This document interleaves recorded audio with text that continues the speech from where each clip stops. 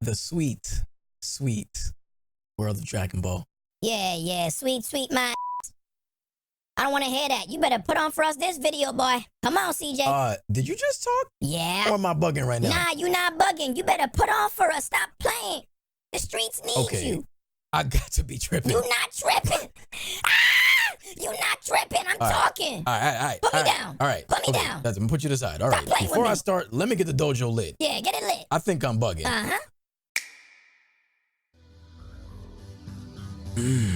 Guess it's time to talk.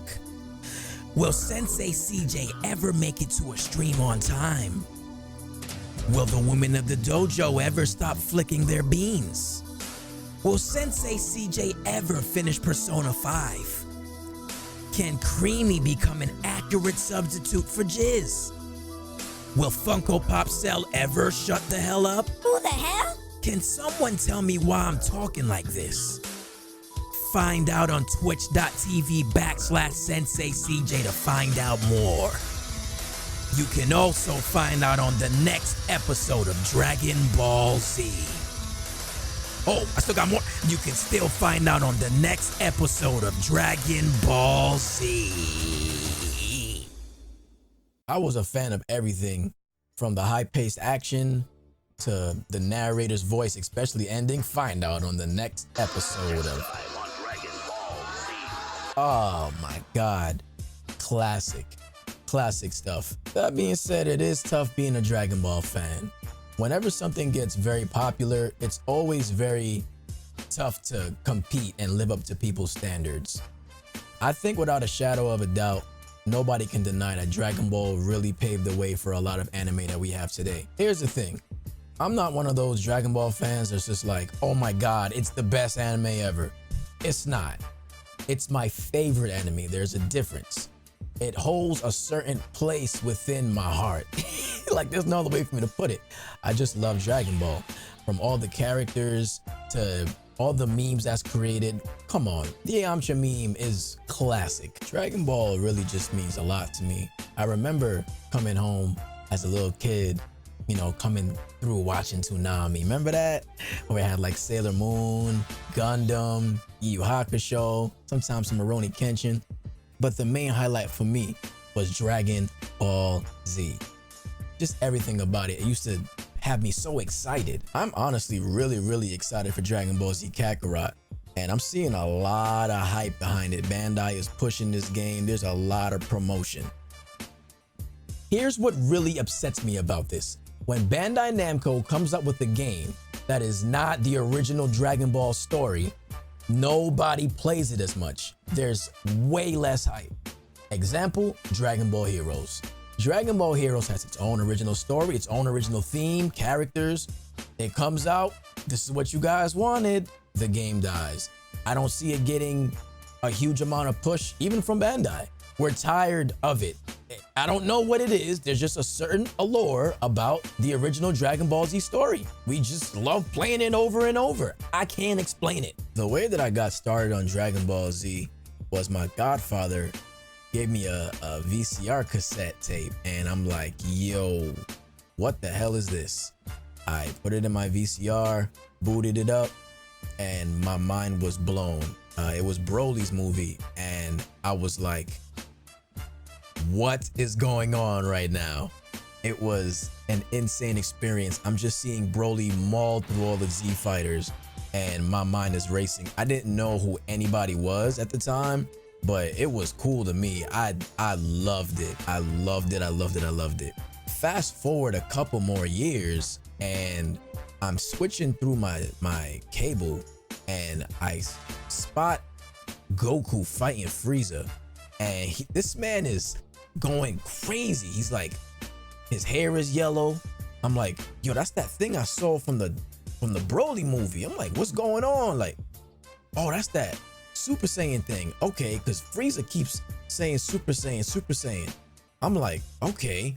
And again, this is my second time seeing it. I didn't even know the show still aired, to be honest. I didn't know anything that was going on. And from there, I kept up with everything, you know, from what happened before. Also, Budokai 1 really helped catch me up with a lot of things that I may have missed. And of course, later down in the years, I watched it episode-wise, episodic, so that way I can kind of really see everything that happened. Games don't capture gems like Goku and Piccolo getting their driver's license.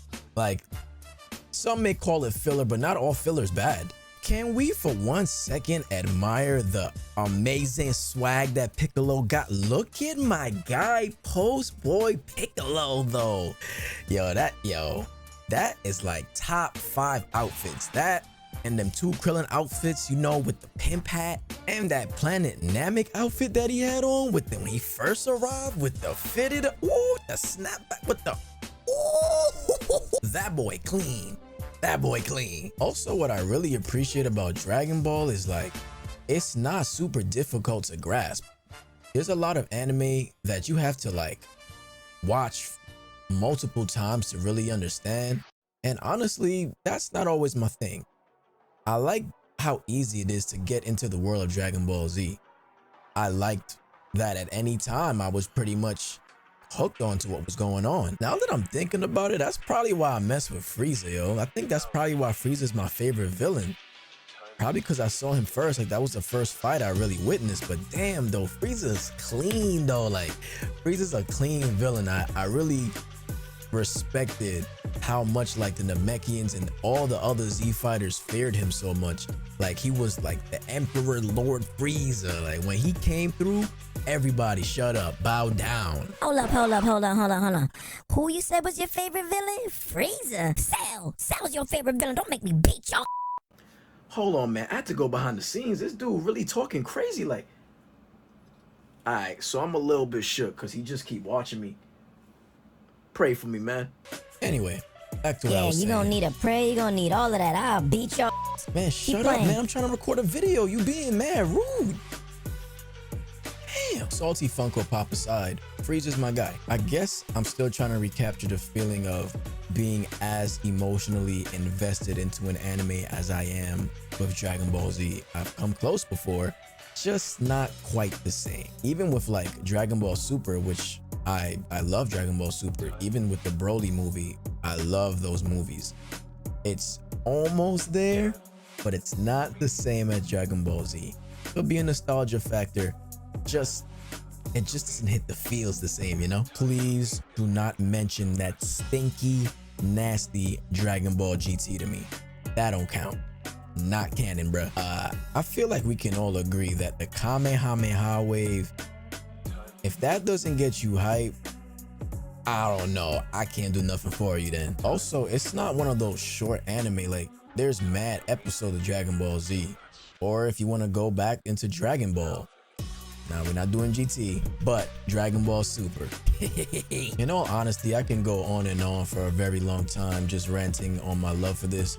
But I just want to reiterate again for myself, and I feel like for a lot of Dragon Ball fans, we do not watch Dragon Ball Z because we are looking for a fantastic story. I feel like Dragon Ball Z is one of those trailblazing anime where it just set the path for a lot of things. A lot of us grew up with it, and it's a lot of nostalgic value to it. And also, I think it's cool.